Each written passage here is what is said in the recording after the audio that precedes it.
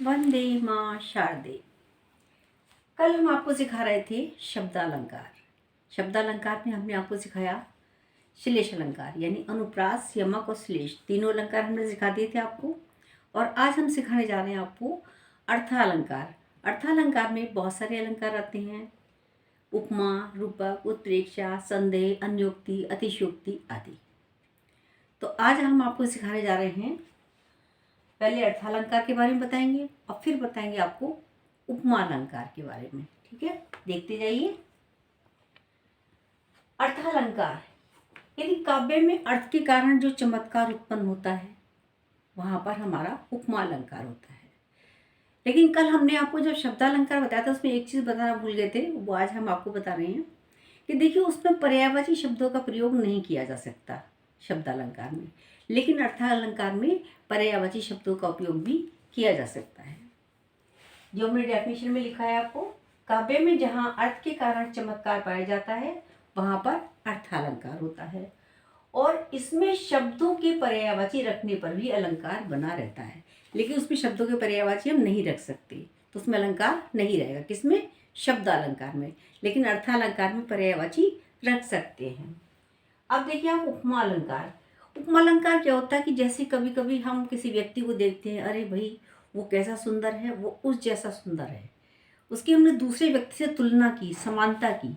ठीक है, गुण के आधार पर, धर्म के आधार पर, या देखने की खूबसूरती के आधार पर, सुंदरता के आधार पर, किसी भी आधार पर हम तुलना करते हैं या समानता करते हैं, तो वहाँ पर हमारा उपमा अलंकार होता है।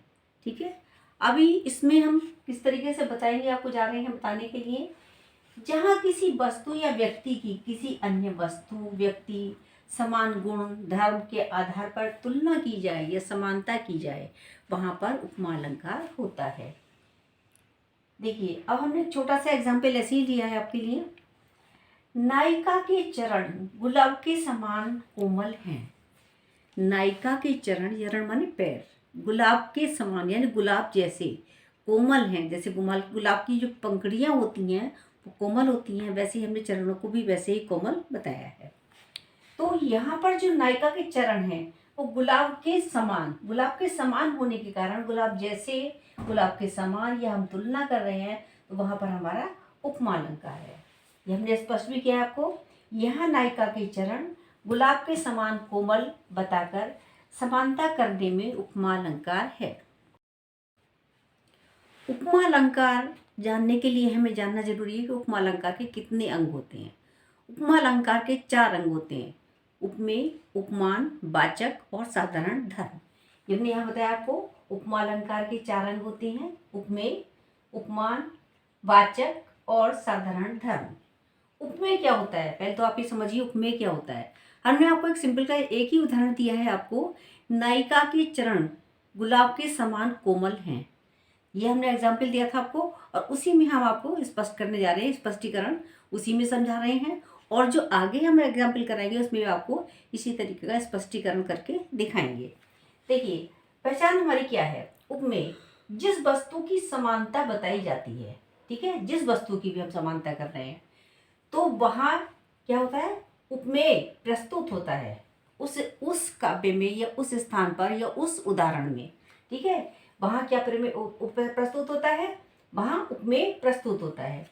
ठीक है, यहाँ नायिका के चरण उपमेय हैं।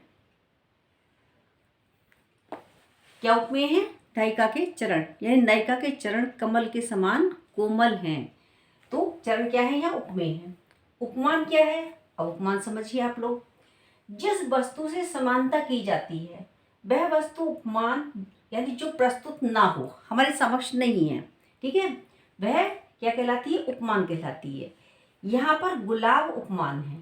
ठीक है, गुलाब हमारे सामने प्रस्तुत तो नहीं है, केवल हम तुलना कर रहे हैं, समानता कर रहे हैं कि नायिका के जो चरण हैं वो गुलाब के समान हैं।